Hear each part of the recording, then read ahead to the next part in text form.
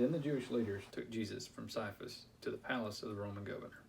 By now it was early morning, and to avoid ceremonial uncleanness, they did not enter the palace, because they wanted to be able to eat the Passover. So Pilate came out to them and asked, "What charges are you bringing against this man?" "If he were not a criminal," they replied, "we would not have handed him over to you."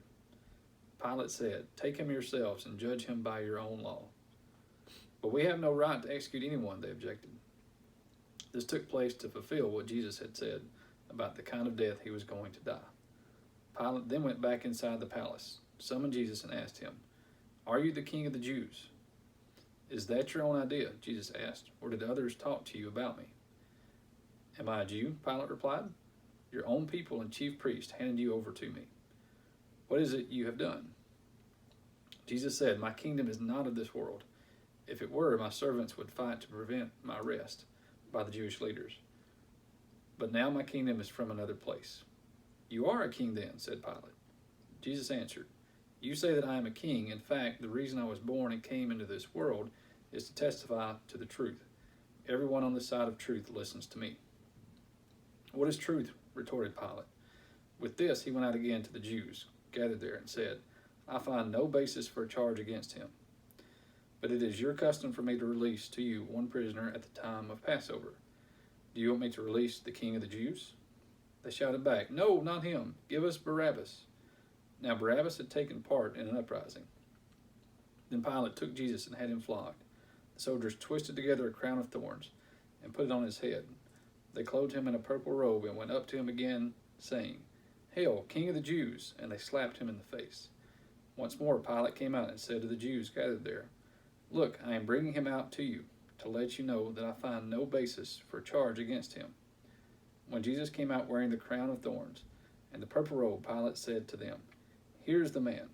As soon as the chief priests and officials saw him, they shouted, "Crucify! Crucify!"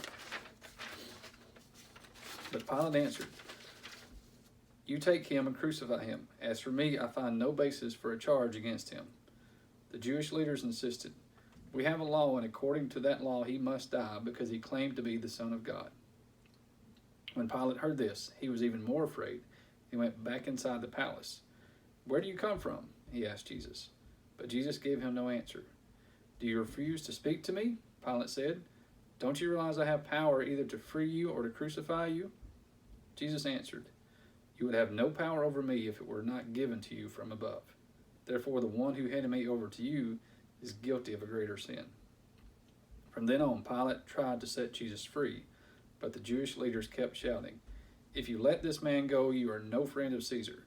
Anyone who claims to be a king opposes Caesar."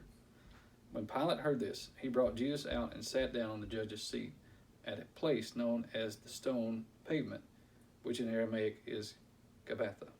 It was a day of preparation of the Passover. It was about noon. "Here's your king," Pilate said to the Jews. But they shouted, "Take him away! Take him away! Crucify him!" "Shall I crucify your king?" Pilate asked. "We have no king but Caesar," the chief priests answered. Finally, Pilate handed him over to them to be crucified. So the soldiers took charge of Jesus. Carrying his own cross, he went out to the palace of the skull, which in Aramaic is called Golgotha. They crucified him, and with two others, one on each side, and Jesus in the middle. Pilate had a notice prepared and fastened to the cross. It read, "Jesus of Nazareth, the King of the Jews."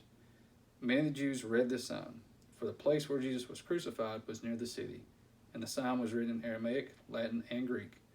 The chief priests of the Jews protested to Pilate, "Do not write the King of the Jews, but that this man claimed to be the King of the Jews." Pilate answered, "What I have written, I have written." When the soldiers crucified Jesus, they took his clothes, dividing them into 4 shares, one for each of them, with the undergarment remaining.